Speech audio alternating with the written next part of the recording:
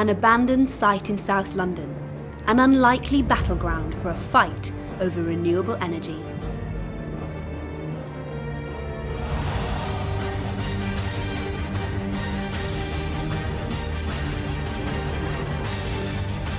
Government thinking on waste and incineration is still dominated by a backward-looking, outdated, unambitious, burn and be done with it mentality.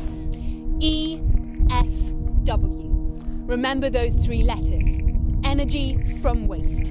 It's the government's answer to renewable energy, and it's all about incineration. The landfill targets that we have to meet in 2010 are extremely challenging, and they're going to require local authorities, the public and government to play their role. And that's the problem. Landfill is full. Britain produces 400 million tonnes of domestic waste a year, and Europe wants us to clean up our act. An alternative is energy from waste, burning rubbish to produce electricity. And it's PFI companies that are being sold the contracts to build the incinerators. There are 18 at the moment, and a further 22 in the planning process.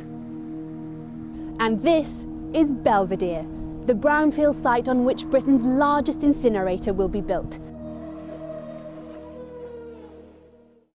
It's a massive undertaking, building a plant large enough to burn over 600,000 tonnes of household waste every year, producing enough energy to power over 66,000 homes. But it's controversial.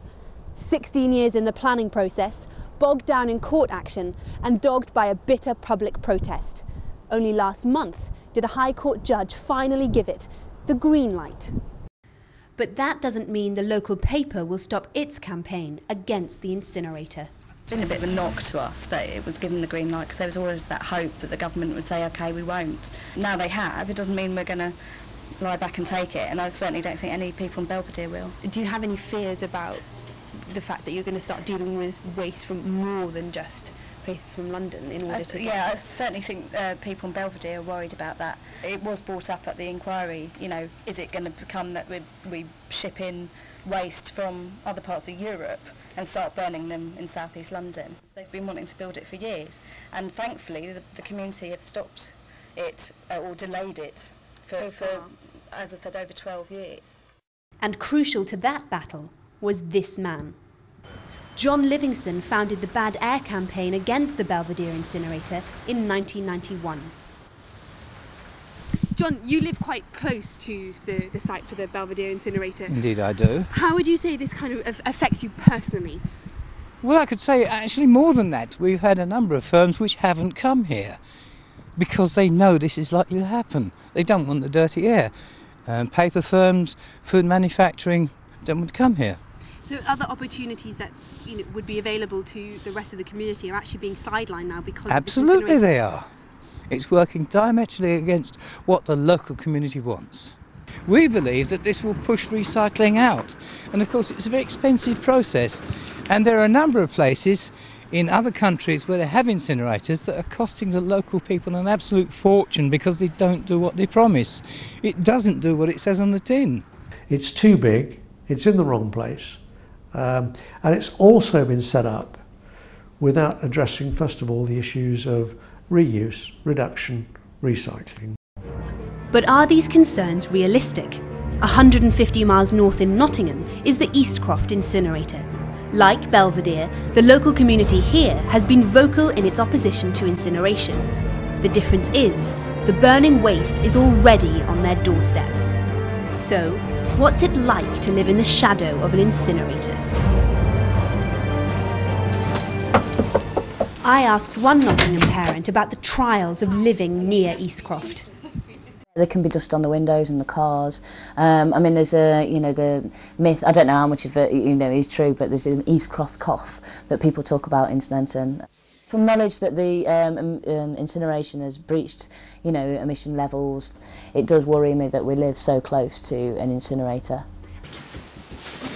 And it's an experience shared by other residents in Nottingham. Many of my friends and neighbours and people in this area tend to have lots of respiratory disorders. The children often have breathing problems, adenoid problems, asthma. As a mother as well, I imagine you have concerns for the next generation, the children growing up in this area. I'm really concerned that we live in a very polluted environment as it is in this city centre. You see that chimney, wherever you are in St Anton, you can't miss that chimney. This one has breached emission targets year after year, and waste separated for recycling has been redirected to feed it, supporting fears that EFW will push recycling out. So John, we're standing outside the Nottingham incinerator and you can see the large chimney stack there. One of the main concerns about incineration are emissions. There are over 1,000 different toxic poisons that come out of an incinerator. Things like mercury, cadmium, arsenic, lead, chromium. There's also dioxins and PCBs. Dioxins are classified by the World Health Authority as the most cancerous substance known to science. And here we are, it's a man-made chemical belching out in the atmosphere. We don't need incineration.